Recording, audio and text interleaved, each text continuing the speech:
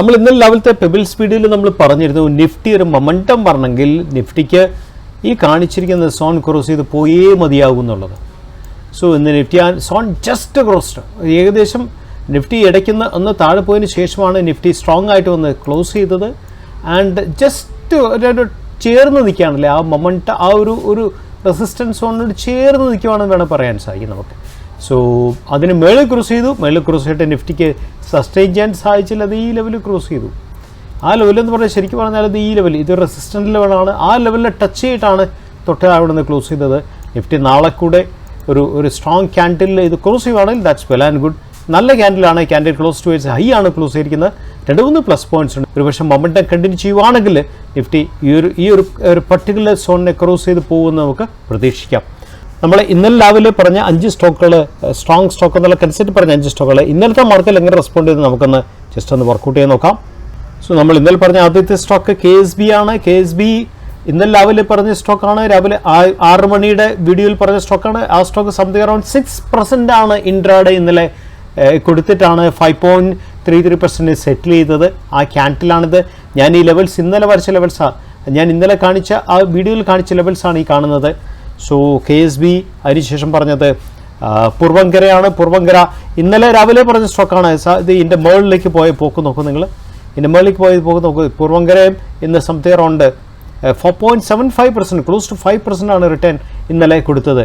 CDSL ആണ്. CDSL ഇന്നലെ കൊടുത്ത റിട്ടേൺ എന്ന് പറയുന്നത് സംതിങ് അറൗണ്ട് 3.38%, സംതിങ് 4% കൊടുത്തിട്ടാണ് CDSL 3.38 സെറ്റിലായത്. ഗോദാവരി ഇപ്പോൾ GPIL നോക്ക്, GPIL ഇന്നലെ വിളിച്ച ലെവലാണ്. ഈ ലെവൽസൊക്കെ ഇന്നലെ വിളിച്ചിട്ട് ലെവലാണ്. GPIL സംതിങ് അറൗണ്ട് നോക്കൂ, കാരണം GPIL ബൈ ലെവൽ നോക്കൂ, ഹ്യൂജ് ഒരു ഹാമർ ക്യാൻഡിൽ ലോ ലെവൽ വന്നപ്പോഴത്തേക്കും ബൈ നടന്നിരിക്കുന്നത് കണ്ടോ GPIL. അടുത്ത സ്റ്റോക്ക് ഹിന്ദുസ്ഥാൻ സിങ്ക് ആണ് നമ്മൾ പറഞ്ഞത്. നമ്മൾ ഹിന്ദുസ്ഥാൻ സിങ്കിൻ്റെ ലെവല് ഈ ലെവൽ ഇത് റെസിസ്റ്റൻസിലാണെന്ന് മാർക്ക് ഞാൻ ഇട്ടിട്ടുണ്ടായിരുന്നു. ആ ലെവൽ കട്ട് ചെയ്തിട്ട് അതിന് സസ്റ്റെയിൻ ചെയ്യാൻ സാധിച്ചില്ല, താഴത്തേക്ക് വന്നു.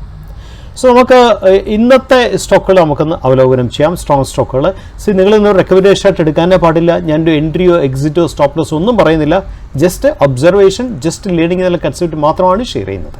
ഇന്നത്തെ സ്റ്റോക്ക് നമുക്കൊന്ന് നോക്കാം. സോ ഇന്നത്തെ സ്റ്റോക്ക് നമ്മൾ നോക്കുന്ന ഫസ്റ്റ് സ്റ്റോക്ക് ABB ആണ്. ABB ശരിക്കും പറഞ്ഞാൽ എന്താ പറയണ്ടേ, ഒരു വോളറ്റിലിറ്റി കോൺട്രാക്ഷൻ എന്നൊക്കെ വേണമെങ്കിൽ പറയാൻ സാധിക്കും. ഒരു ടോപ്പ് കോൺട്രാക്ഷൻ ആയിട്ട് നമുക്ക് എടുക്കാൻ സാധിക്കത്തില്ല. കാര്യം ഒരു ലോവർ ഹൈ ആണ് ഇവിടെ ക്രിയേറ്റ് ചെയ്തിരിക്കുന്നത്. സോ ഈ ലോവർ ഹൈയെ കട്ട് ചെയ്ത് സ്റ്റോക്ക് പോകുന്നു ചോദിച്ചാൽ വിൽ വെയിറ്റ് ആൻഡ് സി. ഇതാണ് ലോവർ ഹൈ ആണ്, ഇതിനെ കട്ട് ചെയ്ത് സ്റ്റോക്ക് പോകുന്നു വെച്ചാൽ വിൽ വെയിറ്റ് ആൻഡ് സി. ഞാനൊരു റെസിസ്റ്റൻസ് ലൈനാണ് വരച്ചിട്ടിരിക്കുന്നത്.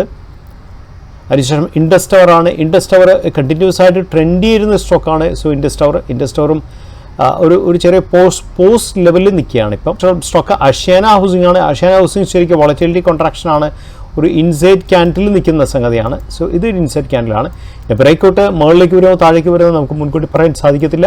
Anyway will wait and see. പക്ഷേ താഴെ സ്റ്റോക്ക് നേരെ താഴെ വന്നപ്പോഴത്തേക്കും സ്റ്റോക്കിൽ ഹ്യൂജ് ബൈങ് വന്നിട്ടുണ്ട്. അതാണ് ലോവർ വിക്ക് ഫോർമേഷൻ വന്നിരിക്കുന്നത്. ആ ബൈയെ കാണിക്കുന്നതാണ്. രണ്ടാമത്തെ കാര്യം, ഇതിൻ്റെ അകത്തുള്ള വേറൊരു കാര്യം കൂടി നിങ്ങൾ മനസ്സിലാക്കണം. രണ്ടാമത്തെ കാര്യം നിങ്ങൾ നോക്കിയാൽ അറിയാൻ സാധിക്കും, ഈ ലെവലിന് ശേഷം സ്റ്റോക്ക് എല്ലാ ദിവസവും ക്ലോസ് ചെയ്തിരിക്കുന്ന ആ ലെവലിന് മുകളിലാണ്. ദാറ്റ് മീൻസ് ഈ ഒരു ലെവല് 1, 2, 3 ക്യാൻഡിൽ സ്ട്രോങ് സപ്പോർട്ട് കൊടുക്കാൻ കാര്യം എന്താണെന്ന് വെച്ചാൽ 3 ക്യാൻഡിൽസ് ഈ ഒരു ലെവല് 3 ക്യാൻഡിൽ സ്ട്രോങ് സപ്പോർട്ട് കൊടുക്കാൻ കാര്യം എന്താണെന്ന് വെച്ചാൽ മൊമെൻറ്റം ക്യാൻഡിലിൻ്റെ താഴെയും മൊമെൻറ്റം ക്യാൻഡിലിൻ്റെ മിഡിലും സ്ട്രോങ് സപ്പോർട്ട് കൊടുക്കും. പ്രത്യേകിച്ച് ഇതൊരു ഈ ക്യാൻഡിലിൻ്റെ മൊമെൻറ്റം ക്യാൻഡിൽ ആയതുകൊണ്ട് തന്നെ. സോ മൊമെൻറ്റം ക്യാൻഡിലിൻ്റെ പകുതിക്ക് വെച്ചാണ് സപ്പോർട്ട് കൊടുത്തിരിക്കുന്നത്. അടുത്തത് എക്സൈഡ് ഇൻഡസ്ട്രീസ് ആണ്. എക്സൈഡ് ഇൻഡസ്ട്രീസ് സ്ട്രോങ് ആയിട്ട് അപ് ട്രെൻഡ് കൊടുത്തതിന് ശേഷം എക്സൈഡ് ഇൻഡസ്ട്രീസ് ഒരു ചെറിയ ഒരു പോസിൽ നിൽക്കുകയാണ്. ശ്രദ്ധിക്കേണ്ട കാര്യം, ഇതിൻ്റെ അകത്ത് താഴത്തേക്ക് സ്റ്റോക്ക് വന്നപ്പോഴൊക്കെ സ്റ്റോക്കിൽ ലോവർ വിക്ക് ഫോം ചെയ്തിട്ടുണ്ട്. 3 ക്യാൻഡിൽ ലോവർ വിക്ക് ഫോം ചെയ്തിട്ടുണ്ട്. ദാറ്റ് മീൻസ് അതൊരു നല്ലൊരു സപ്പോർട്ട് ഏരിയ ആയിട്ട് വർക്ക് ചെയ്യുന്നുണ്ട്. അത് കറക്റ്റായിട്ട് ഇനി നാളെ സപ്പോർട്ട് ഏരിയ ഒരു ബൗൺസ് ചെയ്യുമോ, അത് ഇവിടെ കൺസോളിഡേറ്റ് ചെയ്യുമോ എന്നുള്ളത് നമുക്ക് നാളെ പറയാം. നമുക്കൊരു ഇന്നത്തെ മാർക്കറ്റിൽ ഇത് ഇവിടുന്ന് ബൗൺസ് ചെയ്യുമോ അതോ ഇവിടുന്ന് താഴത്തേക്ക് വരുമോ എന്നൊക്കെയുള്ള മുൻവിധികളൊന്നുമില്ല. മൊമെൻറ്റം ക്യാൻഡിലിലെ സെൻട്രൽ പകുതിയും ശ്രദ്ധിക്കണം, മൊമെൻറ്റം ക്യാൻഡിലെ താഴെ മൊമെൻറ്റം ക്യാൻഡിലെ പകുതിയും സ്ട്രോങ് സപ്പോർട്ട് കൊടുക്കും.